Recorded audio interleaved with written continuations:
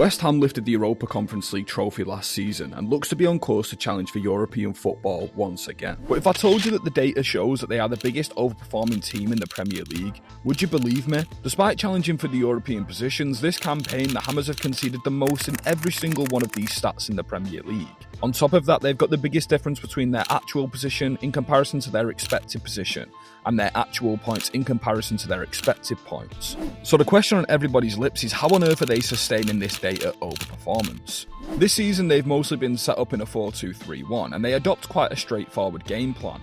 They're quite conventional in possession, with the fullbacks staying wide, the wingers holding the width, and the double pivot sitting just in front of the back four, but have the freedom to make late runs into the box. And this is partnered with a compact and narrow 4-2-3-1 low block off the ball that actually has quite a lot of intricacies. In the front line, they rarely ever apply pressure onto the ball, so they concede a huge amount of possession, the fifth most in the league to be exact. However, when this shape is breached, they have no problems with completely collapsing their block into their own penalty area. The defensive midfielders are responsible for the 8s while roaming between the lines, and one of the two defensive midfielders actually often drops into the back line to form a back 5, with the wingers attached onto the end of the fullbacks to create even more compactness within the block. And the emphasis on counter-attacking is purely down to them wingers. When the ball is turned over, they're expected to spring out of the box, carry the ball forward and attack the space in behind a disorganised back line. And West Ham like to defend the box because they've got such good quality here, especially in summer signing Edson Alvarez. Even though he plays as a traditional defensive midfielder, you can see by his defensive actions map just how low he's defending within this block. David Moyes isn't going to challenge these players to build out from the back, invert into midfield, or worm themselves out of tight pressure, because that's not the type of squad he has at his disposal. But David Moyes has recently adapted by playing Jarrod Bowen up front in place of Michail Antonio, and with him drifting across the front line, it leaves a lot of space for the midfielders to arrive into. This fluidness within the front four allows them to interchange and float around in the final third, combining together in tight spaces and often ending up cutting through defences. However, because they usually sit so deep in their own half, the Hammers have conceded the third most expected goals in the entire league. But the number of players they manage to fill the box with often reduces the opposition team to scraps. Only Arsenal and Everton have conceded chances on average with less XG than West Ham, and this means they're often denying teams quality chances, despite conceding the second most shots in the league.